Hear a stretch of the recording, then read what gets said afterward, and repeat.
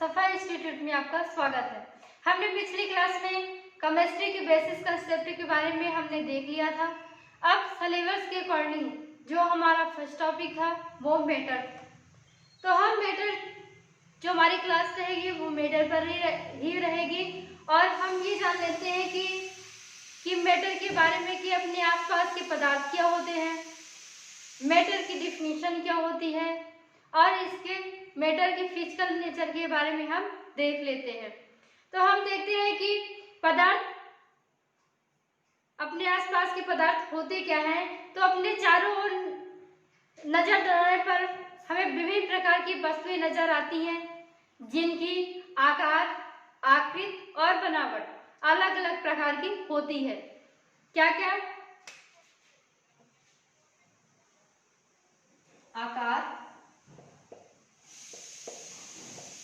आकृति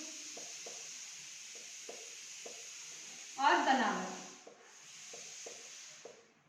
ये क्या होती है? अलग अलग प्रकार की होती है। इस विश्व में प्रत्येक वस्तु जिस सामग्री की बनी होती है उसे वैज्ञानिकों ने क्या नाम दे दिया? मैटर नाम दे दिया। क्या नाम दे दिया?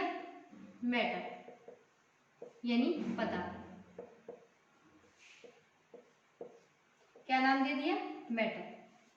अब हम देखते हैं जो मैटर होते हैं, फिर मैटर जैसे कि हम जिस हवा में हम क्या करते हैं? सांस लेते हैं। जो हम भोजन खाते हैं, पत्थर, बादल, तारे, पौधे, जंतु, यहाँ तक कि बारिश की एक बूंद या रेत का एक कण, ये सभी क्या कहे जाते हैं? मैटर कहे जाते हैं। ठीक है, तो हमने देख लिया अपने आसपास के पदार्थों के बारे में। अब हम देखते हैं कि इसकी डिफिनीशन क्या होती है।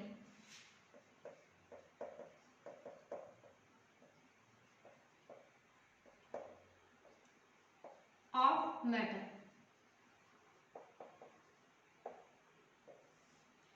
अब दुनिया की कोई भी वस्तु ले लीजिए जो स्थान घेरती है, जिसका द्रव्यमान ये मॉस होता है और जो अपनी संरचना में परिवर्तन करने का विरोध करती है, उसे क्या कहा जाता है? पदार्थ कहा जाता है।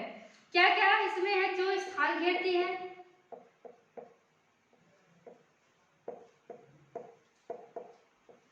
जिसका द्रव्यमान या मास होता है, जिसका एक स्ट्रक्चर होता है, उसे क्या कहा जाता है? मैटर कहा जाता है। अब इसमें हम देख लेते हैं इसके एग्जाम्पल क्या होते हैं।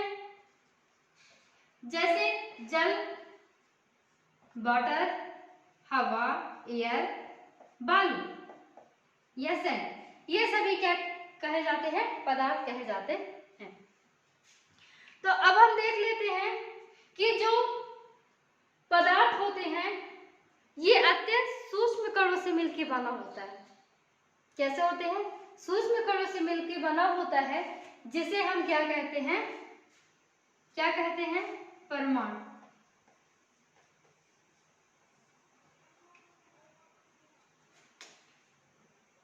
या एटम कहा जाता है।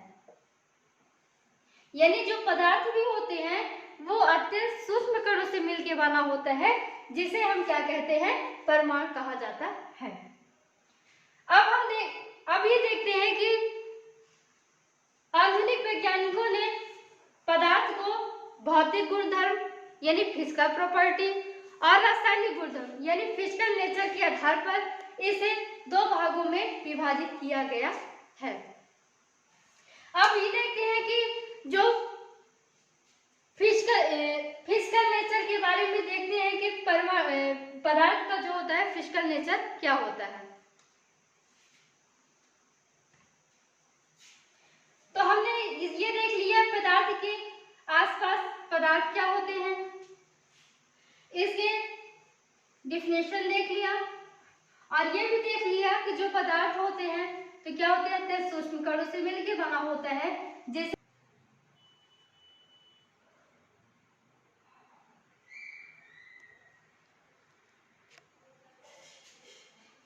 तो हम फिजिकल नेचर ऑफ मैटर यानी पदार्थ के भौतिक स्वरूप के बारे में देखेंगे कि पदार्थ के भौतिक स्वरूप क्या होते हैं। तो पदार्थ कणों से मिलकर बना होता है। जो हमारा मैटर होता है ये क्या है, कणों से मिलकर बना होता है। दूसरा है पदार्थ के कणों के बीच रिक्त स्थान होता है। Is the space between particles of matter, यानी जो हमारे मैटर होते हैं उनके कणों के बीच क्या पाया जाता है, रिक्त स्थान पाया जाता है। फिर है पदार्थ के कण निरंतर गतिशील होते हैं। Particles of matter are continuously moving, ये क्या करते हैं, जो पदार्थ के कण होते हैं क्या करते हैं, मूविंग करते रहते हैं। पदार्थ के कण एक दूसरे को आकर्षित करते हैं। Particles of matter attract each other, यानी क्या करते हैं, पदार्थ के कण एक दूसरे को क्या करते हैं, अट्रैक्ट करते हैं। तो हम देख लेते हैं कि पदार्थ कणों से मिलकर बना होता है। जो इसमें विचारधाराएं कुछ बताई गई हैं कि जो पदार्थ के कण होते हैं वो लकड़ी के टुकड़ों की तरह सतत होते हैं, लेकिन अन्य विचारधारा ने यह बताया है कि जो पदार्थ होता है वो बालू की सतह के कणों के समान पाया जाता है। तो इसमें वैज्ञानिकों ने ये बताया। अब दूसरा है पदार्थ के कणों के बीच रिक्त स्थान होता है, यानी जैसे कि मान लीजिए आप चाय बनाते हैं, कॉफी बनाते हैं या नींबू पानी बनाते हैं, तो क्या इसमें क्या होता है, पदार्थ का जो एक कण होता है दूसरे पदार्थ के कण के साथ क्या करता है, समावेशित कर लेता है। क्या करते हैं, अपने आप में क्या करता है, समावेश हो जाते हैं। तो ये हमें पाया गया कि जो पदार्थ के कणों के बीच क्या होता है, पर्याप्त रिक्त स्थान पाया जाता है। अब होते हैं पदार्थ के कण निरंतर गतिशील होते हैं। तो पदार्थ के कण क्या होते हैं, निरंतर क्या करते हैं, मूविंग करते रहते हैं, क्योंकि इसमें क्या होता है, काइनेटिक एनर्जी पाई जाती है। क्या पाया जाता है, इसमें काइनेटिक एनर्जी पाई जाती है। इसमें ये होता है कि हम जब इसमें टेम्परेचर बढ़ाते हैं, क्या करते हैं, टेम्परेचर बढ़ाते हैं, तो इसमें कणों की गति क्या हो जाती है, तीव्र हो जाती है। क्या हो जाती है, इसमें तीव्रता आ जाती है। तो इसलिए हम कह सकते हैं कि हम ताप बढ़ाने पर कणों में जो गति जो होती है वो भी क्या हो जाती है, बढ़ जाती है।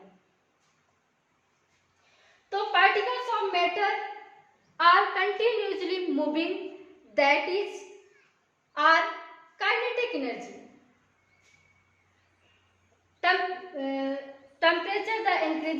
temperature the speed of the kinetic energy.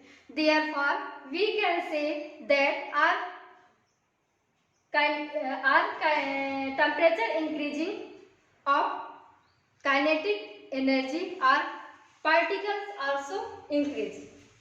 तो इसमें क्या होता है, हमने ये बता दिया कि इसमें क्या होता है, काइनेटिक एनर्जी होती है। जब इसमें हम तापमान बढ़ाते हैं तो इसमें कणों की गति क्या हो जाती है, तीव्र हो जाती है।